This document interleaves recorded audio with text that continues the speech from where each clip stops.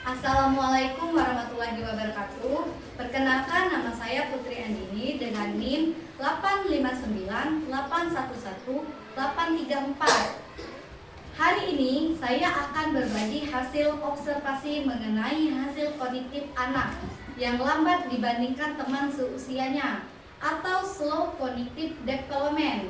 Apa itu slow cognitive development? Slow cognitive development adalah kondisi di mana kecepatan berpikir, memahami konsep, dan memecahkan masalah anak lebih lambat daripada anak seusianya. Ciri-cirinya antara lain sulit ikut interaksi dua langkah dan lambat dalam merespon pertanyaan sederhana. Selain itu, anak susah mengingat urutan kegiatan sehari-hari serta kurang mampu menghubungkan sebab akibat. Nah, penting bagi kita untuk tidak menghakimi, melainkan memberikan pendampingan yang penuh kesabaran dan stimulasi yang tepat. Karena setiap anak memiliki ritme belajarnya sendiri. Yang terpenting adalah deteksi dini dan pendampingan yang sabar. Aku menjadi Rana. Rana kesal karena menyangka sahabatnya marah padanya. Aku tidak mengalami seperti Rana. Karena aku akan.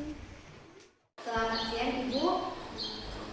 Terima kasih telah meluangkan waktunya. Saya Putri Andini, mahasiswa dari UT Palembang, sedang melakukan tugas observasi mengenai perkembangan kognitif anak, yang dimana saya ingin membagi informasi salah satu murid Ibu yang bernama Anissa. Menurut pengamatan saya, anak tersebut menunjukkan beberapa tanda perkembangan kognitif yang lambat dibandingkan teman seusianya. Semua informasi akan digunakan untuk tujuan akademik dan dijaga kerahasiaannya. Apakah Ibu bersedia?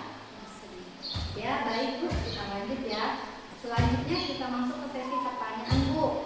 Pertanyaan pertama, menurut pengalaman Ibu selama mengajar Anissa, bagaimana gambaran umum kemampuan Anissa dari anak seusianya Bu? Anissa biasanya membutuhkan waktu lebih lama memahami pembelajaran dan perlu melakukan hasil khusus.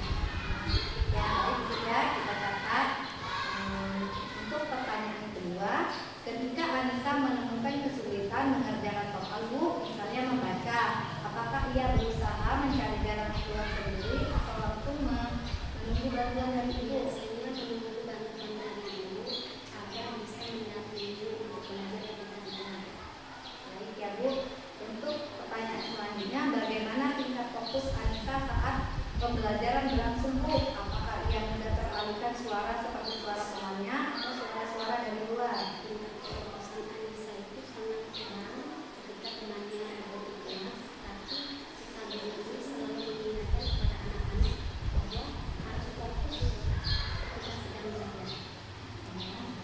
Baik Bu, apa saja strategi yang Ibu coba untuk membantu Anissa, misalnya mengatur tempat duduk atau pemberian arahan bertahap dengan tugas yang lebih sederhana?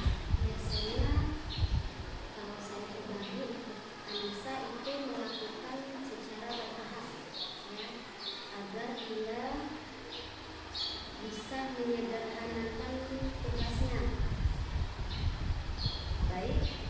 Untuk selanjutnya Bu, apakah orang tua Anissa menyadari kondisi ini dan adakah dukungan khusus dari rumah? Orang tuanya